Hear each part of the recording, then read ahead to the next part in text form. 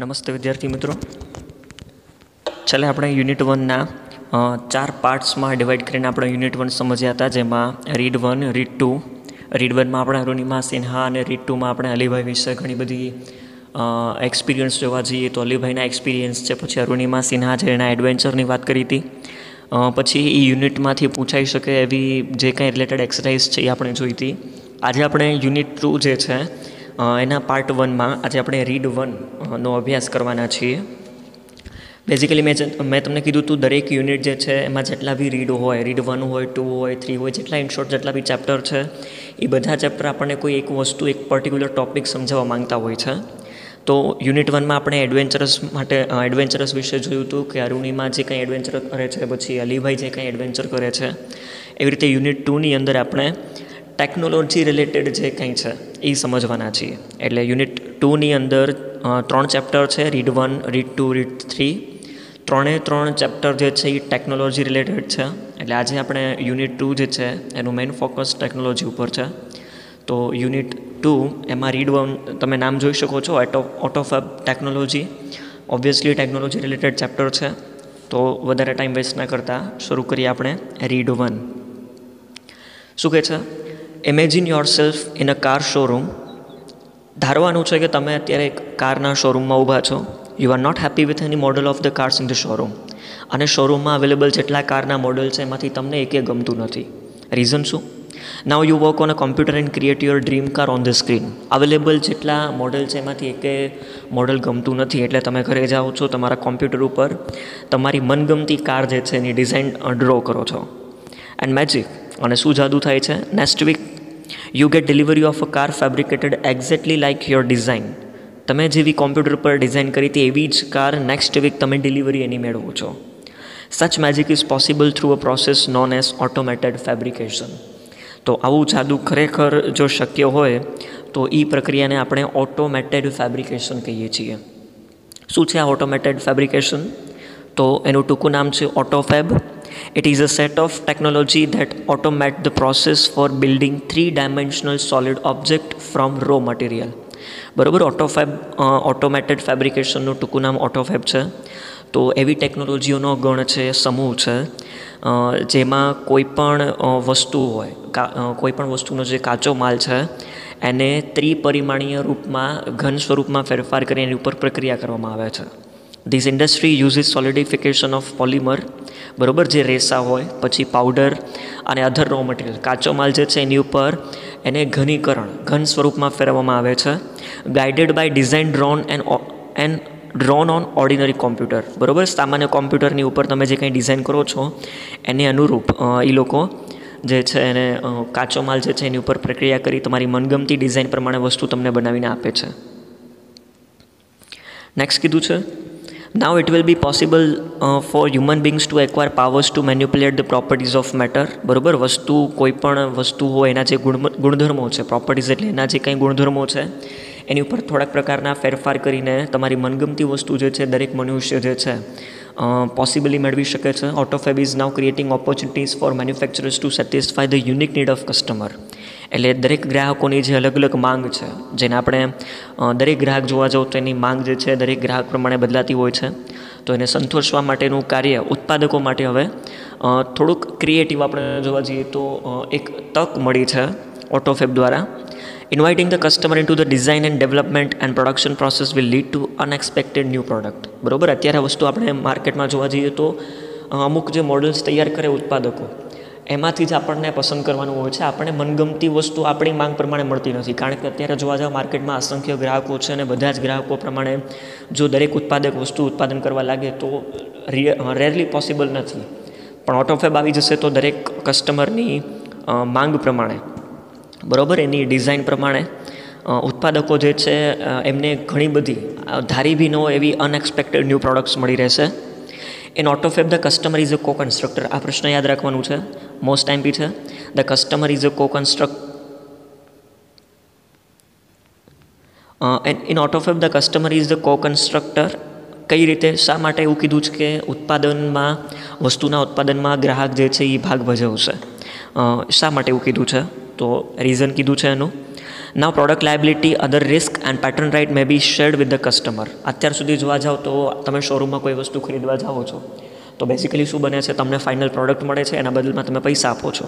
પછી જે કંઈ વસ્તુ સાથે થાય છે, ફોર એક્ઝામ્પલ તમે કોઈ પણ બાઇક અથવા કાર કે ફ્રીજ કોઈ પણ વસ્તુ ખરીદો છો, બરાબર, એને ફાઇનલી તમે એને પરચેસ કર્યા પછી જે કંઈ પૈસાની લેવડ દેવડ છે એના બદલે ઉત્પાદક તમને 1 વર્ષની કે 5 વર્ષની મેક્સિમમ વોરંટી કે ગેરંટી આપતા હોય છે.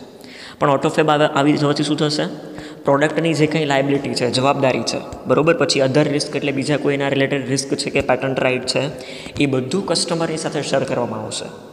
શા માટે? આગળ તમને એમાં જણાવવામાં આવશે કે કસ્ટમર જે છે વસ્તુ જ્યારે એને કોઈ પણ પોતાની મનગમતી ડિઝાઇન પ્રમાણે વસ્તુની માંગ કરે છે ત્યારે એમાં એ પોતે કાચો માલ લાવે છે, પોતાની ગુણવત્તા નક્કી કરે છે કે એને કયા પ્રકારનો કાચો માલ જુએ છે. એટલે વસ્તુ બન્યા પછી જે કાંઈ વસ્તુ બગડવાની કે એના ટકાઉપણાની વાત હોય કે એની કોઈ પણ જવાબદારી છે એ વહેંચાઈ જશે. કારણ કે આ વખતે કાચો માલ ઉત્પાદક દ્વારા નહીં પરંતુ ગ્રાહક દ્વારા લેવામાં આવેલ છે. તો બધી જવાબદારી વહેંચાઈ જશે. એટલા માટે ગ્રાહક જે છે એને કો કન્સ્ટ્રક્ટર કીધું છે. કો કન્સ્ટ્રક્ટર એટલે મેં તમને કીધું સહ ઉત્પાદક, જેમાં ઉત્પાદનમાં એ ભાગ ભજવે છે. Automated fabrication will have a dramatic impact on society. બરાબર, સમાજમાં જોવા જાઓ તો એની ઘણી બધી અસરો જોવા મળશે. કેવી અસરો જોવા મળશે? તો એમાં સૌથી પહેલાં કીધું છે બેટર પ્રોડક્ટ ક્વોલિટી. હવે આમાં આપણે ડિટેલથી સમજીએ, લાઇન ટુ લાઇન ટ્રાન્સલેશન કરીએ એની પહેલાં તમને થોડાક કોન્સેપ્ટ આના સમજાવી દઉં. પ્રોડક્ટ ક્વોલિટી કઈ રીતે વધશે, વસ્તુની ગુણવત્તા કઈ રીતે વધશે? મેં તમને કીધું કે ઓટોફેબ આવી જવાથી શું થશે, ગ્રાહક પોતાની મનગમતી ડિઝાઇન પ્રમાણે વસ્તુ મેળવવા ઈચ્છતો હોય તો એને પહેલાં તો ડિઝાઇન આપવાની છે, બરાબર, એને પોતાની ફોર એક્ઝામ્પલ કાર કે બાઇક કે ફ્રીજ કોઈ પણ ઇનશોર્ટ વસ્તુ જોવે છે તો સૌથી પહેલાં એ પોતાના કોમ્પ્યુટર પીસી ઉપર ડિઝાઇન તૈયાર કરશે અને એ ડિઝાઇનને અનુરૂપ વસ્તુ મેળવવા માટે કેવા પ્રકારનો કાચો માલ એ ગ્રાહકની પસંદગી હશે. એટલે આટલી વસ્તુ ગ્રાહક ઉત્પાદકને આપશે ને ઉત્પાદક એને ફાઇનલ પ્રોડક્ટ આપશે. એના બદલામાં જે કંઈ કેશ કે પૈસાની લેવડ દેવડ છે લોકો પતાવટ કરી શકે છે. હવે જોવા જાઓ તમને આવી રીતે ઓપ્શન આપવામાં આવે કે તમે તમારી મનગમતી વસ્તુ મનગમતા માલ સાથે મેળવો. એનો આ વસ્તુ બનાવવા માટે જે કાંઈ કાચો માલ છે એ તમારી ઈચ્છા પ્રમાણે હોવો જોઈએ. તો ઓબ્વિયસલી કોઈ પણ વ્યક્તિ એવું નહીં હોય જે કાચો માલ ઓછી ગુણવત્તાવાળો પસંદ કરશે. એટલે ઓટોમેટિકલી તમે વસ્તુ જે છે બનાવવા માટેનો જે કંઈ સાધન સામગ્રી છે એ તમે ખુદ પસંદ કરો છો તો ઓબ્વિયસલી એની ક્વોલિટી સારી હશે. અને જો કાચા માલની સાધન સામગ્રી જે કંઈ છે એની ગુણવત્તા સારી હોય તો અલ્ટિમેટલી વસ્તુની ગુણવત્તા પણ વધી જશે. જોઈ લઈએ. The automated method of inspection and assembly will improve the quality and durability of the product. Durability એટલે વસ્તુનું ટકાઉપણું. બરાબર, જોવા જાવ તો એની જે આપણે ઉપર જોયું કે એ કો કન્સ્ટ્રક્ટર છે, બરાબર, ઉત્પાદનમાં ગ્રાહકનો પણ ભાગ છે. એટલા માટે જે કાંઈ વસ્તુ એમાં ઉપયોગ થાય છે અથવા જે કાંઈ એની મેથડ છે, વસ્તુ બનાવવાની જે મેથડ છે, બરાબર, અથવા વસ્તુ એસેમ્બલી એટલે ગોઠવણ, વસ્તુને બનાવવા માટે જે કંઈ જરૂરી પ્રક્રિયાઓ કરવામાં આવે છે એમાં કસ્ટમર પણ ડાયરેક્ટલી તો હાજર ના કહી શકાય, ડાયરેક્ટલી ત્યાં પ્રેઝન્ટ ન હોય, પણ ઇનડાયરેક્ટલી આપણે જોવા જઈએ તો કસ્ટમર બી એમાં પોતાનો ભાગ ભજવતા હોય છે. એટલા માટે વસ્તુની ગુણવત્તા અને ટકાઉપણું ઓટોમેટિકલી બેટર થઈ જાય છે. One effect is that car, television, refrigerators ETC will last much longer than earlier models. બરાબર, જૂના જે કંઈ કારના, ટેલિવિઝન કે ફ્રીજની કોઈ પણ બીજી વસ્તુ જોવા જાઓ એના કોઈ પણ જૂના મોડલ જે હતા એની સરખામણીએ ઓટોફેબ દ્વારા તૈયાર થયેલ મોડલ જે છે એ થોડાક વધારે ટકશે. Therefore there will be decline in need for the replacement. એટલે વસ્તુને બદલાવાના જે કંઈ ઓપ્શન્સ હતા એમાં ઓટોમેટિકલી ઘટાડો થઈ જશે. સેકન્ડ પોઈન્ટ કીધું છે મોર રિસાયકલિંગ. શું રિસાયકલિંગ એટલે તમને આઈડિયા જશે કોઈ પણ વસ્તુ જે છે એમાંથી એકવાર વપરાશ કર્યા પછી એ વસ્તુમાંથી બીજો કોઈ ઉપયોગ શક્ય છે કે નહીં જોવાનું કામ, જેને આપણે પુનઃનવીનીકરણ પણ કહી શકીએ. Instead of buying the latest model of a car or throwing away an older toaster, the customer will return their older models and get back new models fabricated from the old stuff. ટૂંકમાં જોવા જોઈએ તો exchange આપણે જેને કહીએ, અત્યારે આપણે online સાઇટમાં જોતા જોઈએ છીએ કે તમે મોબાઈલનું જૂનું મોડલ એક્સચેન્જ કરી નવું મોડલ થોડાક વધારે પૈસા આપીને મેળવી શકો છો. એવી રીતે શું કીધું છે, કારનું જે કંઈ જોવા જાઓ તો લેટેસ્ટ મોડલ ખરીદો એની કરતાં તમારી પાસે કોઈ કારનું જૂનું મોડલ છે અથવા જૂનું ટોસ્ટર મશીન છે તો એને ફેંકવા કરતાં તમે ઉત્પાદકને એ જૂના મોડલ આપી દો અને કેવું સારું એના બદલામાં તમને નવું ફેબ્રિકેટેડ વસ્તુ જૂનું તમારી પાસે જે મોડલ વસ્તુ છે એમાં જે કંઈ સાધન સામગ્રી વપરાયેલ છે એના ઉપર થોડીક પ્રક્રિયા કરી તમને નવી વસ્તુ મળે, કેવું સારું છે. There will be recycling of materials in new way. આ જોવા જાઓ તો નવી રીતે વસ્તુ આપણે એને રિસાયકલ કર્યું કહેવાય. This will be a great compensation to environment. અને બીજી રીતે જોવા જાઓ તો પર્યાવરણનું પણ સારું એવું વળતર આપણને એમાં મળી રહેશે. વારંવાર જૂના મોડલ વસ્તુના થતા જાય તમે ફેંકતા જાઓ તો ઓટોમેટિકલી જમીનનું પ્રદૂષણ એમાં વધે છે. પણ આ વખતે તમે ફેંકતા નથી એની ઉપર રિસાયકલિંગ પ્રોસેસ કરો છો તો અલ્ટિમેટલી તમને જોવા જાઓ તો પર્યાવરણને તમારો પણ બચાવવામાં હાથ તમારો એમાં મળી રહ્યો છે. ત્રીજું કીધું છે the return of the village craft worker. બરાબર, ગામડાના જે કંઈ જૂના કારીગરો છે એ માર્કેટમાં પાછા આવી શકે. કઈ રીતે? If the mass production loses its economic advantage, huge centralised factories would disappear. બરાબર, અત્યારે તમે જોવા જાઓ જથ્થાબંધમાં જે કંઈ ઉત્પાદન થાય છે, બરાબર, જો એ બંધ થઈ જાય તો જે કાંઈ કેન્દ્રિત કારખાનાઓ જે છે, ફેક્ટરીઓ છે, ધીમે ધીમે અદૃશ્ય થઈ જશે. કારણ કે અત્યારે જથ્થાબંધ ઉત્પાદન કરવાનું નથી. ઓટોફેબ આવી ગઈ છે એટલે દરેક વ્યક્તિ પોતાની માંગ પ્રમાણે વસ્તુ મેળવવા ઈચ્છતા હોય છે, તો જથ્થાબંધ ઉત્પાદન ઘટી જશે. They will be replaced by the smaller and community base facility. બરાબર, તો સમાજમાં નાના અને સમાજની જરૂરિયાતને આધારિત જે કાંઈ ફેક્ટરી કે દુકાનો કે સગવડો જે છે એનો ઉપયોગ વધી જશે. There will be a continuous decline in the amount of human efforts needed to produce material good. બરાબર, ભૌતિક વસ્તુઓ કોઈ પણ વસ્તુ જે છે એના ઉત્પાદન માટે મનુષ્યોના જે કંઈ પ્રયત્નો કરવા પડતા એમાં જોવા જાવ તો કન્ટિન્યુઅસલી ઘટાડો થઈ જશે. કારણ કે જે સેન્ટ્રલાઇઝ ફેક્ટરીઓ હતી ધીમે ધીમે બંધ થવા લાગશે. દેન the customer may be serve better by a local owner and operator of a manufacturing shop. તો લોકલમાં જ તે આપણા લોકલ એરિયામાં જ તે જે કંઈ દુકાન કે ઉત્પાદક હોય કે કોઈ ફેક્ટરીના માલિક હોય એના દ્વારા ડાયરેક્ટલી કસ્ટમરને વસ્તુનો લાભ મળી જશે. Thus the factory will become decentralised. તો આવી રીતે ફેક્ટરીઓ કોઈ એક જગ્યાએ કરવા કરતાં વિકેન્દ્રિત થઈ જશે. અલગ અલગ પ્રદેશોમાં ફેક્ટરી જે છે ડિવાઈડ થઈ જશે, જેના કારણે naturally talented village craft worker will be back with the bank. અચાનક જોવા જાઓ તો ગામડાના જે કંઈ કારીગરો હતા જેની પાસે કુદરતી વસ્તુ બનાવવાની આવડત છે એ પાછા આવતા આપણને જોવા મળશે. એની પછી નેક્સ્ટ કીધું છે ન્યૂ મેડિકલ ટ્રીટમેન્ટ. સોસાયટીને જે કંઈ લાભ મળે છે એમાં લાસ્ટ એમાં કીધું છે ચોથું, મેડિકલ ટ્રીટમેન્ટ જે છે એમાં કઈ રીતે આપણે એડવાન્સ ટેકનોલોજી આવશે અથવા કઈ રીતે એમાં સુધારો થશે. Soon the scale of autofab will shrink to the nano structure level. હવે તમને નેનો ટેકનોલોજી વિશે થોડીક ઘણી ઇન્ફોર્મેશન તો હશે જ તે, બરાબર. તો ઓટોફેબ આવવાથી શું થશે, વસ્તુનું કદ જે છે નેનો સ્ટ્રક્ચર લેવલ, નેનો ટેકનોલોજીનો ભાગ ભજવવાથી આગળ શું થશે, જેના કારણે size of newly manufactured medical instrument will be no bigger than a drug molecule. કોઈ પણ રોગના ઉપચાર માટેના જે કંઈ મેડિકલના સાધનો હોય છે એનું કદ જે છે નેનો ટેકનોલોજી આવવાથી દવાના જે પરમાણુઓ હોય એનાથી પણ એનું કદ ઘટી જશે. It will be possible to reconstruct ratified tissue and even reversal of mature tissue decay will be done. તો જે કંઈ આપણા શરીરના કોષ ટિશ્યુ એટલે જેને આપણે કોષ કહેતા હોઈએ છીએ, તો જે જોવા જઈએ રેટિફાઈડ ટિશ્યુઝ એટલે આપણે જોવા જઈએ તો જે મૃત કોષો છે જેનો વિકાસ નથી તો પૂરેપૂરો, એવા કોષને આપણે પુનર્નિર્મિત કરી શકશું. અને જે મેચ્યોર્ડ છે, જે પુખ્ત થઈ ગયા છે, એની ઉપર પ્રક્રિયાઓ કરીને એનો નાશ કરીને આપણે એને મૂળ સ્વરૂપમાં પાછા લાવી શકીએ છીએ. The extension of human life span will continue. મનુષ્યનું જે અપેક્ષિત આયુષ્ય કહેવામાં આવે, બરાબર, મનુષ્યના જે જીવનનો આયુષ્યનો ગાળો જે છે એ વધી જશે. The health of all people will improve. વૃદ્ધ લોકોના આરોગ્યમાં વધારો થશે, સુધારો થશે. It is likely that people will gain the ability of to painlessly redesign their bodies. બરાબર, જોવા જાઉં તો કોઈ પણ પ્રકારના પીડા વગર આપણે જોવા જઈએ તો મનુષ્ય પોતાના શરીરમાં જે કંઈ બીમારીઓ છે, ઇન શોર્ટ આપણે જોવા જઈએ તો પીડા રહિત મનુષ્ય પોતાના આરોગ્યમાં સુધારો કરી શકે છે. તો આ એના અલ્ટિમેટલી આપણે જોવા જઈએ તો ઘણા બધા લાભ હતા. ધ કમ્બાઇન્ડ ઇફેક્ટ ઓફ સચ ચેન્જીસ કુડ બી ડ્રામેટિક. બરાબર, હવે એની આ બધા જે કંઈ ઓટોફેબના આવવાથી બદલાવ થશે, બરાબર, એની જે મિશ્ર અસરો શું હોઈ શકે, જે કંઈ કહેવા જઈએ તો ડ્રામેટિકલી એટલે જોવા જઈએ તો ઓટોફેબ ટેકનોલોજી આવવાથી આ બધા બદલાવ જે છે એની અસર જે છે ખરેખર કેવી સારી આપણી સોસાયટી ઉપર થઈ શકે છે. It is believe that after some years a small mountain top community could be self sufficient with a collection of fabricators and solar power generator. બરાબર, હવે પર્વતિયાળ વિસ્તાર જે હોય એ સાઈડ જે કંઈ લોકો રહેતા હોય છે તો એ લોકો સોલર જનરેટર જે છે, સૂર્ય ઉર્જાનો ઉપયોગ કરીને પોતાના સમાજને ઘણી રીતે એ લોકો ફાયદો આપી શકે છે, એ લોકો સ્વનિર્ભર બની શકે છે. As the method of autofab advance the form of raw materials will be unimportant. બરાબર, ઓટોફેબ ટેકનોલોજી આવી જવાથી એની જે અલગ અલગ મેથડ છે એ આવવા જવાથી કાચા માલનું જે કંઈ સ્વરૂપ હતું એ પછી આટલું બધું મહત્ત્વનું નહીં રહે.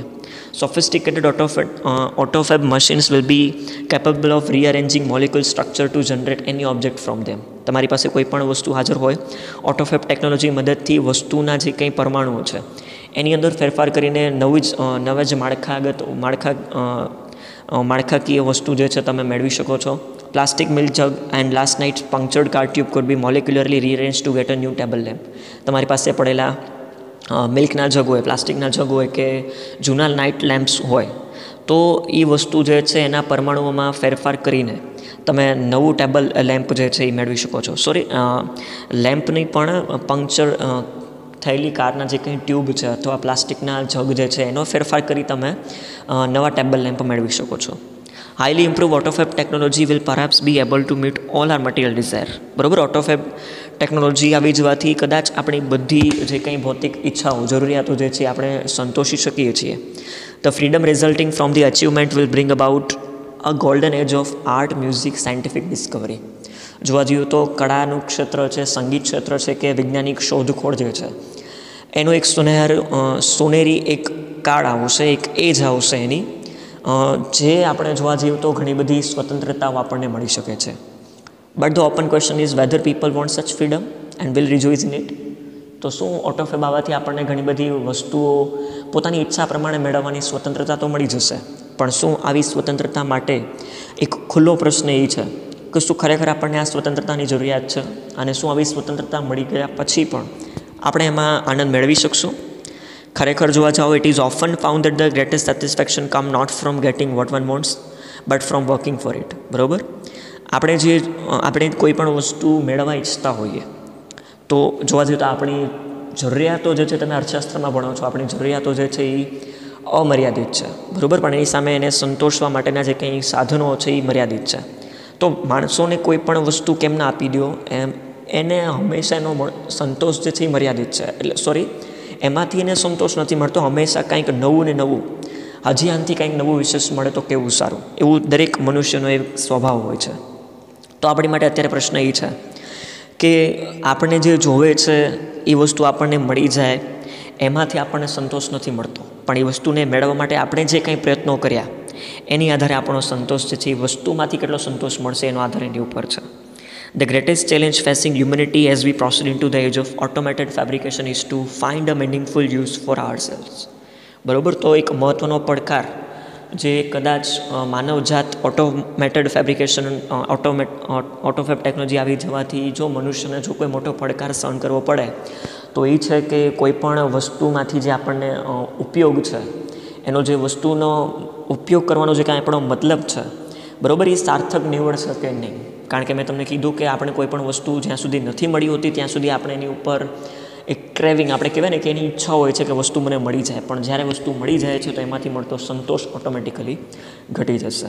તો ઓટોફેબ ટેકનોલોજી આવી જવાથી મોટો પ્રશ્ન આપણને આ જોવા મળશે. તો આ ચેપ્ટરમાંથી જે અઘરા શબ્દો હતા એ જોઈ લઈએ. ગ્લોસરી આપેલી છે, એમાં સૌથી પહેલું કીધું છે ઓટોમેટેડ એટલે સ્વયંસંચાલિત, મેન્યુપ્યુલેટ એટલે ગોઠવણી કરવી, પ્રોપર્ટીઝ એટલે વસ્તુઓના ગુણધર્મો, લાયબિલિટીઝ એટલે જવાબદારી, ડિક્લાઇન એટલે ઘટાડો થવો, કોમ્પેન્સેશન એટલે વળતર, બેંગ એટલે અચાનક, શ્રિંક એટલે ઘટાડો થવો, મોલિક્યુલ્સ એટલે પરમાણુ, અને રેટિફાઈડ એટલે માન્ય અથવા મંજૂર થયેલ.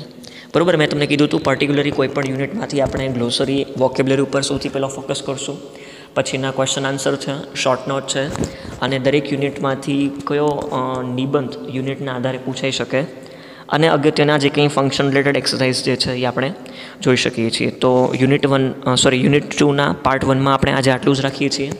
પાર્ટ 2માં આગળના ચેપ્ટર છે, પછી એના રિલેટેડ કંઈ એક્સરસાઇઝ છે એ આપણે જોતા રહીશું. વિડીયો જોવા બદલ તમારો ખૂબ ખૂબ આભાર. જય હિન્દ, જય ભારત.